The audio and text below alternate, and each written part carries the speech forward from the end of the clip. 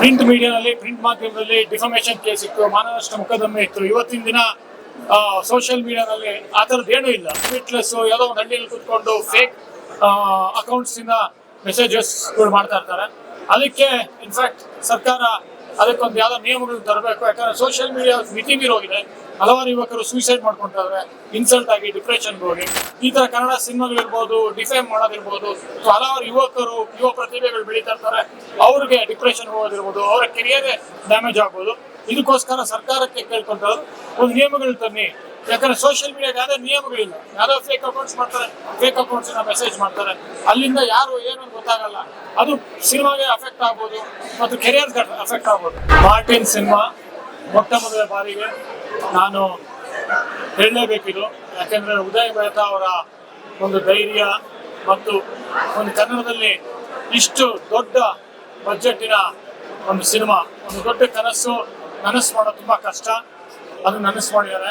ಯಾಕೆ ಅಂತಂದ್ರೆ ಕನ್ನಡದಿಂದ ಹೊರಗೆ ಹೋಗಿ ಅಲ್ಲಿ ಸಿನಿಮಾ ತೆರೆ ಕಾಣೋದೇ ಕಷ್ಟ. ಅಂಥದ್ರಲ್ಲಿ ಪ್ಯಾನ್ ಇಂಡಿಯಾ ಸಿನಿಮಾ ಮಾಡಿ ಮತ್ತು ಉದಯ್ ಮೆಹ್ತಾ ಅವರು ದೊಡ್ಡ ಧೈರ್ಯ ಮಾಡಿ ಒಂದು ಅದ್ಭುತವಾದ ಸಿನಿಮಾ ಮಾಡಿದ್ದಾರೆ.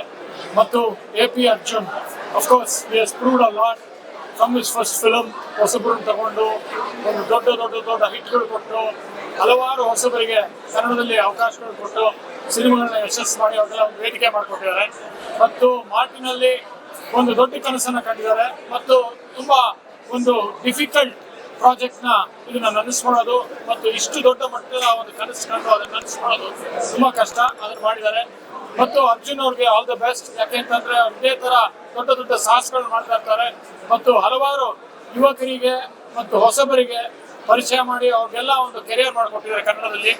ಮತ್ತು ಇದೆಲ್ಲದಕ್ಕಿಂತ ಮುಖ್ಯವಾಗಿ ಧ್ರುವ ಸರ್ಜಾ ಒಂದು ತುಂಬಾ ಕಷ್ಟವಾದ ಒಂದು ಡ್ಯುಯಲ್ ಪಾತ್ರ ಇದು. ಯಾಕಂದ್ರೆ ಡಬಲ್ ಆಕ್ಟಿಂಗ್ ಮಾಡೋದು ತುಂಬಾ ಕಷ್ಟ. ಯಾಕಂದ್ರೆ ಅದನ್ನ ಬಟ್ಟೆಗಳು ಚೇಂಜ್ ಮಾಡಿಕೊಂಡು ಅವ್ರು ವೆಯ್ಟ್ ಲಾಸ್ ಮಾಡಿಕೊಂಡು ವೆಯ್ಟ್ ಗೇನ್ ಮಾಡಿ ಆ ಥರದ್ದೆಲ್ಲ ಮಾಡಿ ಇವತ್ತಿಗೆ ಈ ಮಟ್ಟದ ಸಿನಿಮಾ ನೋಡಿ ನಾನು ಅವರ ಒಂದು ನಟನೆ ಮತ್ತು ಅವರ ಎಸ್ಪೆಷಲಿ ಅವರ ಆಕ್ಷನ್ ಸೀಕ್ವೆನ್ಸಸ್ AP ಅರ್ಜುನ್ ಅವರು ಅದ್ಭುತವಾಗಿ ಮೂಡಿ ಬಂದಿದೆ. ಅವರ ಒಂದು ಏನಂತಾರೆ ಕಲ್ಪನೆ hats off to him. Because ಒಂದೊಂದು ಆಕ್ಷನ್ ಸೀಕ್ವೆನ್ಸಸ್ ಅದು ಸ್ನೋನಲ್ಲಿ ಇರ್ಬೋದು ಅಥವಾ ಕ್ಲೈಮ್ಯಾಕ್ಸ್ ಇರ್ಬೋದು ಅಥವಾ ಇಬ್ರು ಸೇರಿ ಮತ್ತು ಎರಡು ಡ್ಯುಯಲ್ ಕ್ಯಾರೆಕ್ಟರ್ ಫೈಟ್ ಇರ್ಬೋದು, ಎಲ್ಲದನ್ನು ಒಂದು ಯಾವುದೇ ಒಂದು ಇಂಗ್ಲಿಷ್ ಮಟ್ಟದಲ್ಲಿ ಹಾಲಿವುಡ್ ಮಟ್ಟದಲ್ಲಿ AP ಅರ್ಜುನ್ ಅವ್ರು ಮಾಡೋದು ಇದು ಒಂದು ದೊಡ್ಡ ಸಾಹಸ. ಅದಕ್ಕೆ ಕಂಗ್ರ್ಯಾಚುಲೇಷನ್ಸ್. ಮತ್ತು ಅಫ್ಕೋರ್ಸ್ ಹೀರೋಯಿನ್ ನಾಯಕ ನಟಿ ಅವರು ಚೆನ್ನಾಗಿ ಮಾಡಿದ್ದಾರೆ. ಮತ್ತು ಸಂಗೀತ ಒಂದು ಬ್ಯಾಕ್ಗ್ರೌಂಡ್ ಮ್ಯೂಸಿಕ್ ಚೆನ್ನಾಗಿದೆ. ಮತ್ತು ಧ್ರುವ ಸರ್ಜಾಗೆ ಕಂಗ್ರ್ಯಾಚುಲೇಷನ್ಸ್. ಯಾಕಂದ್ರೆ ಧ್ರುವ ಸರ್ಜಾ ಅವರು ಈ ತರ ಒಂದು ನಟನೆ ತುಂಬಾ ಕಷ್ಟ, ಕಾಂಪ್ಲೆಕ್ಸ್. ಯಾಕಂದ್ರೆ ಡಬಲ್ ಕ್ಯಾರೆಕ್ಟರು, ಆ ಕ್ಯಾರೆಕ್ಟರೈಸೇಷನ್ ಮ್ಯಾನರಿಸಮ್ಸ್ ಎಲ್ಲ ಮಾಡಬೇಕು. ಅದನ್ನು ತುಂಬಾ ಚೆನ್ನಾಗಿ ಮಾಡಿದ್ದಾರೆ ಧ್ರುವ ಸರ್ಜಾ ಅವರ action sequences challenging. But weight loss ಮಾಡಿಕೊಂಡು ವೆಯ್ಟ್ ಗೇನ್ ಮಾಡಿಕೊಂಡು ಆ ಚಾಲೆಂಜಸ್ನೆಲ್ಲ ಮೀರಿ ಮಾಡೋದು ಎಫರ್ಟ್ ಅದನ್ನು ಕಾಣುತ್ತೆ ಸಿನಿಮಾನಲ್ಲಿ. Congratulations and all the best ಇಡೀ ತಂಡ ಮತ್ತು AP ಅರ್ಜುನ್ಗೆ ಮತ್ತು ಉದಯ್ ಮೆಹ್ತಾ ಮತ್ತು ಎಸ್ಪೆಷಲಿ ಧ್ರುವ ಸರ್ಜಾ ಅವರಿಗೆ ಗುಡ್ ಲಕ್. Thank you.